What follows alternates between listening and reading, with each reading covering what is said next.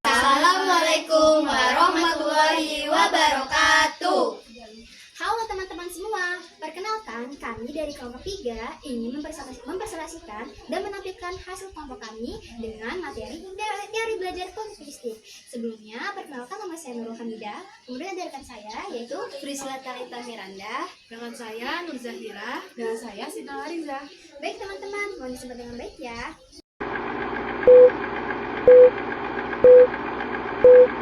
Assalamualaikum warahmatullahi wabarakatuh. Perkenalkan, nama saya Sita Reza dengan NPM 2022-1450-0019. Di sini saya akan menjelaskan atau memaparkan materi tentang teori belajar kognitivitis dan tokoh aliran kognitivitis Jeans-Based. Apa itu teori belajar kognitivitis? Teori belajar kognitivitis itu sendiri adalah suatu pendekatan dalam belajar yang lebih mementingkan proses berpikir dan pengembangan pengetahuan daripada hasil belajar. Dalam teori ini, belajar dianggap suatu proses aktif di mana individu membangun kemampuan dan pengetahuan melalui interaksi dengan lingkungan dan pengalaman. Teori ini berfokus pada bagaimana proses berpikir dan pengembangan pengetahuan serta proses di mana individu membangun struktur kognitifnya sendiri melalui pengalaman dan interaksi lingkungannya. Teori belajar kognitivitis sangat berbeda dengan teori belajar behavioristik. Para penganut aliran kognitif mengatakan bahwa belajar tidak hanya melibatkan hubungan antara stimulus dan respon. Tidak seperti model belajar behavioristik yang mempelajari proses belajar yang melibatkan hubungan antara stimulus dan respon. Akan tetapi, model belajar kognitif merupakan suatu bentuk teori belajar yang sering disebut sebagai model perseptual. Model kognitif mengatakan tingkah laku seseorang dapat ditentukan oleh persepsi dan pemahamannya dalam situasi yang berhubungan dengan tujuan belajarnya. Perubahan belajar merupakan persepsi dan pemahaman yang tidak selalu dapat terlihat sebagai tingkah laku yang nampak. Adapun tokoh-tokoh aliran kognitivis adalah Jean Piaget. Jean Piaget adalah salah satu tokoh yang berperan dalam perkembangan teori belajar kognitif. Ia lahir pada tanggal 9 Agustus 1866 di Swiss dan meninggal pada tanggal 16 September 1980. Piaget juga dikenal sebagai penemu psikologi kognitif dan teori belajar kognitif. Ia berpendapat bahwa suatu perkembangan kognitif adalah sebuah proses yang terjadi secara genetik terkait dengan biologi seseorang seperti penumbuhan sistem saraf. Piaget juga mengklasifikasikan perkembangan kognitif yang terjadi pada seseorang secara kuantitatif ke dalam 4 tahap. Yang pertama, tahap sensorimotor, praoperasional, operasional konkretna, dan operasional formal. Menurut Jean Piaget juga, belajar adalah proses di mana individu memahami dan memperoleh dunia sekitarnya melalui interaksi lingkungan. Dalam teori ini menawarkan pandangan mendalam tentang bagaimana anak-anak memahami dunia, memproses informasi, dan berkembang secara kognitif dari masa kecil hingga remaja. Anak juga mengalami perubahan kecerdasan yang signifikan seiring dengan perubahan mereka. Baik, selanjutnya eksperimen teori belajar kognitivistik. Baik teman-teman, kita simak video berikut. Namanya siapa, Dik? Clara. Usianya berapa, Dik Clara? Mau 9 tahun. Kelas berapa, Dik Clara? 3. Udah siap main game ya, Dik Clara ya? Ini Kak Iva punya 6 buah kertas dengan ukuran yang berbeda. Sekarang nih, coba Kak Iva minta tolong untuk Dik Clara nyusun kertas ini sesuai ukurannya, dari mulai yang terkecil sampai yang terbesar. Silakan.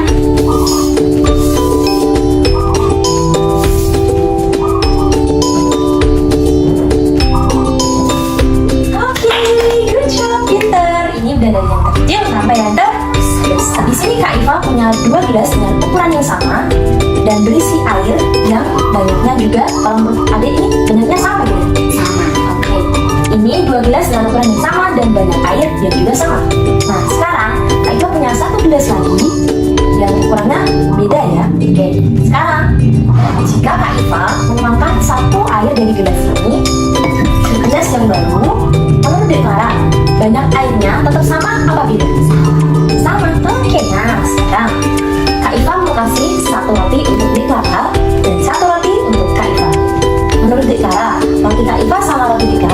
mengingatnya atau tidak? Sama. Sekarang, jika Kak Iva tambahin satu lagi roti untuk Kak Iva, roti Kak Iva sama roti Deklara sama atau tidak? Tidak. Jadi, Kak Iva punya 2 gelas air. 2 gelas yang berisi air ya. Selain 2 gelas air ini, Kak Iva juga punya sebuah paku dan juga sebuah tempat. Sekarang, Kak Iva mau tanya kepada Deklara. Misal, Kak Iva masukin paku ini ke dalam gelas yang berisi air, apa yang akan terjadi pada paku ini? Pakunya akan tenggelam. Oke, nah sekarang kalau Kak Iva masukin permen ini ke dalam air, apa yang akan terjadi pada permen ini? Permennya akan mengambang. Udah yakin ya sama jawabannya? Oke, kita buktikan dulu. Ini paku, kita masukin ke dalam air. Oh iya benar, pakunya tenggelam. Jawaban Deklara benar sekali. Nah sekarang permennya akan Kak Iva masukin ke dalam air. Wah, permennya mengambang. Sama, jawaban Deklara benar. Assalamualaikum warahmatullahi wabarakatuh. Halo teman-teman semuanya. Perkenalkan, nama saya Nur Zahira dengan MPM 2022-14-2046.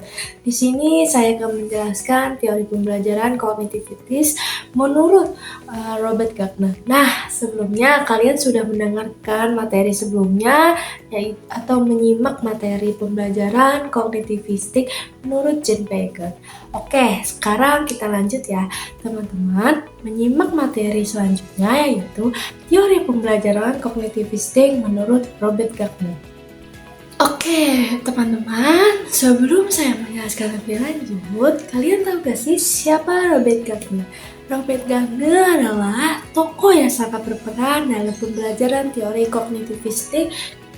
Robert Gardner pun lahir di Andover Utara, tepatnya di Eropa Utara, pada tanggal 21 Agustus 1916. Ia merupakan lulusan dari Universitas Yale di Amerika Serikat pada tahun 1937. Beliau pun melanjutkan pendidikan S3-nya di Universitas Brown di Amerika Serikat juga pada tahun 1940, sehingga beliau pun mendapatkan gelar PhD. Juga dikenal sebagai teori stimulus responsnya yang mutakhir dari 8 jenis pembelajaran dalam kualitas dan kuantitas dari respons stimulusnya, yang mempunyai keterkaitan dari yang paling mudah hingga yang paling sulit atau kompleks. Gardner pun mendefinisikan belajar sebagai seperangkat proses kognitif yang mengubah sifat stimulusnya dari lingkungan menjadi beberapa tahapan pengolahan informasi yang diperlukan untuk memperoleh kapasitas yang baru. Selanjutnya, Gardner mendefinisikan belajar adalah suatu perubahan perilaku yang relatif menetap. Menurut Robert, teori belajar adalah suatu perubahan perilaku yang relatif tetap yang dihasilkan dari pengalaman masa lalu atau dari pembelajaran yang dirancangkan pandangan terhadap teori belajar. Ya, ini menegakkan bahwa hasil belajar akan menyebabkan perubahan diri seseorang yang meliputi perubahan kemampuan, minat, sikap, dan nilai yang ada dalam diri seseorang. Hasil belajar menurut Gardner yang paling penting adalah pengetahuan dari kemampuan yang membutuhkan pengetahuan sebelumnya dari kemampuan yang lebih rendah yang terlibat dalam kemampuan baru tersebut. Contohnya, seseorang pada tingkat kemampuannya itu lebih tinggi. Nah, terus dia membutuhkan pengetahuannya sebelumnya dari kemampuan yang lebih sederhana. Nah, selanjutnya teman-teman, bagaimana sih eksperimen dari Robert Gardner? Itu adalah matematika sebagai teori pembelajarannya tersebut. Jadi gini, dalam pembelajaran matematika sebelum kita akan mempelajarinya, kita akan dikenalkan apa itu pengurangan, perkalian, pertambahan. Matematika itu memiliki banyak simbolnya, kayak seperti simbol pertambahan, bentuknya, gambarnya itu kayak gimana, terus pengurangan juga, perkalian, dan seterusnya. Jadi kita akan dikenalkan untuk mengetahui simbol matematika terlebih dahulu. Untuk dapat memahami bagaimana eksperimen pelajaran matematika, yuk mari kita simak videonya. Di situ ada seorang guru dan 2 anak muridnya.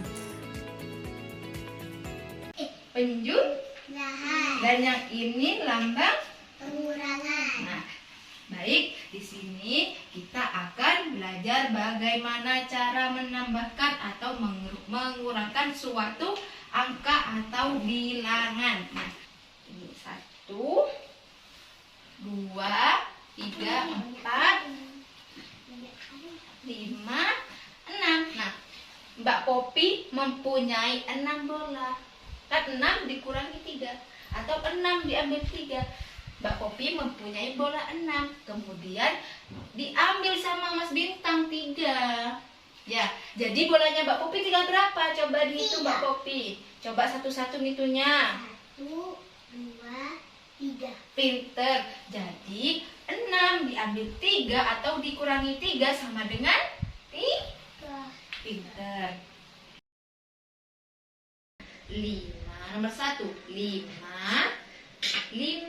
ditambah 2 sama dengan, kita hitung bareng-bareng ya. 1, 2, 3, 4, 5, 6, 7. Ya, berarti benar jawabannya Mbak Popi, 7. Nah, sekarang nomor 2. 8 dikurangi 5. Ibu punya 8 permen. Nah, diambil sama Mbak Popi 5 permennya guru. Jadi berapa? 1, 2, 3. Jadi 3. Benar, pinter Mbak Popi. Assalamualaikum warahmatullahi wabarakatuh. Halo teman-teman semua. Perkenalkan, nama saya Nurul Hamidah dengan NPM 2022-14-5044. Nah, pada kesempatan ini saya akan menjelaskan mengenai Jerome Seymour Brunner yang merupakan salah satu tokoh teori belajar kognitivistik. Siapa sih Brunner itu? Lalu bagaimana pandangan beliau terhadap belajar? Nah, tanpa berlama-lama lagi, langsung saja kita bahas. Mohon disimak dengan baik ya teman-teman. Jerome Seymour Brunner adalah seorang ahli psikolog dan pakar pendidikan asal Amerika Serikat.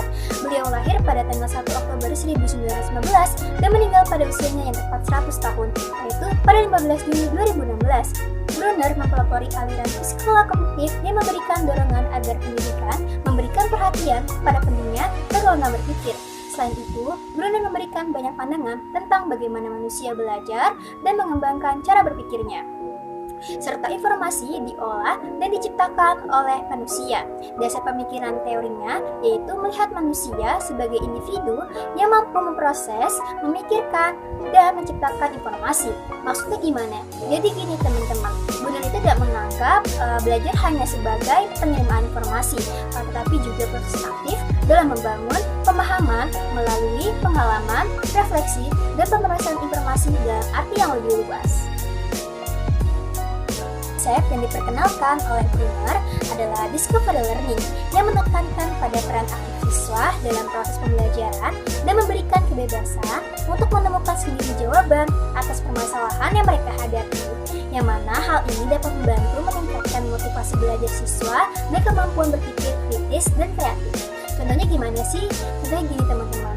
Misal dalam mata pelajaran biologi, guru memberikan sebuah tugas kepada siswa untuk mengamati spesies tertentu di lingkungan mereka.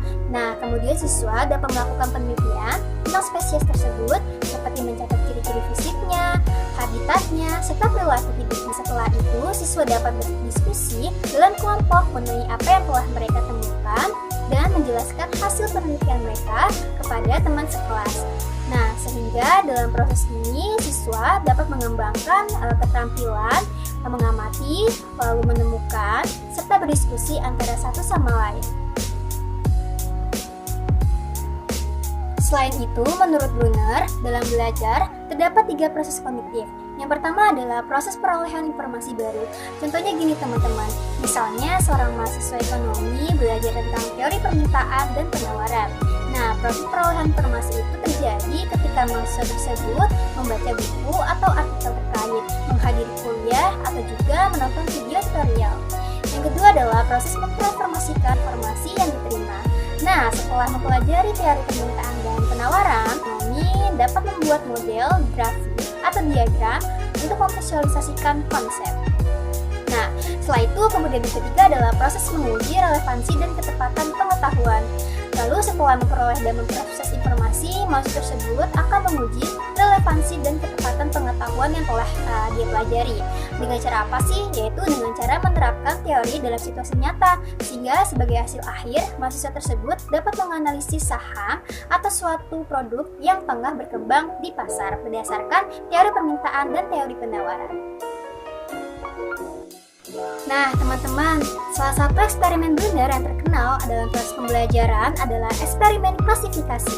Apa sih eksperimen klasifikasi?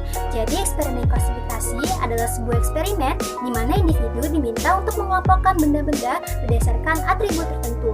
Untuk dapat lebih memahami bagaimana eksperimen klasifikasi tersebut, yuk, mari kita simak video berikut. Nah, berdasarkan video tersebut, terdapat dua anak yang diberikan berbagai benda seperti bola plastik, Lego, dan benda berbentuk balok, kubus, tabung, dan segitiga. Setelah itu, anak-anak diarahkan untuk mengelompokkan jenis barang berdasarkan warnanya dan kemudian diminta untuk menghitung jumlahnya. Pada percobaan pertama, satu orang anak diminta untuk mengumpulkan bola plastik berwarna kuning dan kemudian diminta untuk menghitungnya.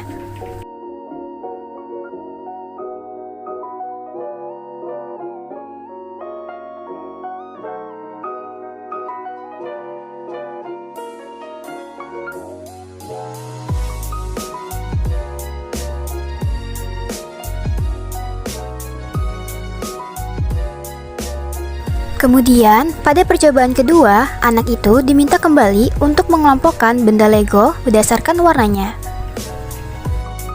Selain itu, satu anak lainnya diminta untuk mengelompokkan benda berbentuk balok. Jadi inilah yang dinamakan dengan eksperimen klasifikasi, di mana individu diminta untuk mengelompokkan benda berdasarkan bentuknya. Secara keseluruhan, eksperimen klasifikasi membantu meningkatkan keterampilan dan pengetahuan dan juga mengasah kemampuan intelektual. Assalamualaikum warahmatullahi wabarakatuh. Perkenalkan, saya Priscilla Talita Miranda dengan NPM 2022-145-0088. Di sini, saya ingin memaparkan teori belajar kognitivistik. Yang pertama, pandangan belajar menurut psikologi Gestalt adalah fokus pada pengalaman sebagai suatu keseluruhan atau totalitas. Dengan data-data dalam psikologi Gestalt disebut sebagai fenomena atau gejala. Teori ini menekankan pentingnya makna dan pengalaman dalam proses belajar, serta memandang belajar sebagai proses mengembangkan wawasan. Teori Gestalt juga menekankan pentingnya interaksi antara individu dan lingkungan, yang disebut sebagai lapangan persepsi atau bidang persepsi. Teori Gestalt juga menekankan pentingnya makna dan pengalaman dalam proses belajar, serta memandang belajar sebagai proses mengembangkan wawasan. Teori Gestalt juga menganggap bahwa pemahaman atau insight merupakan inti dari belajar. Dengan kata lain, belajar yang penting bukan mengulangi hal-hal yang harus dipelajari, tapi mengerti atau memperoleh pemahaman. Yang kedua, psikologi Gestalt dikembangkan oleh 3 tokoh, dan tokoh-tokoh tersebut adalah Max Wertheimer, Wolfgang Kohler, Kurt Koffka. Nah, dari ketiga tokoh ini, mereka memiliki eksperimennya masing-masing. Yang pertama, Max Wertheimer. Ia melakukan eksperimen yang dikenal sebagai fenomena Pi atau bisa disebut stasiun kereta api, yang dimana ia menunjukkan bahwa sinar yang tidak bergerak dapat dipersepsi sebagai sinar yang bergerak.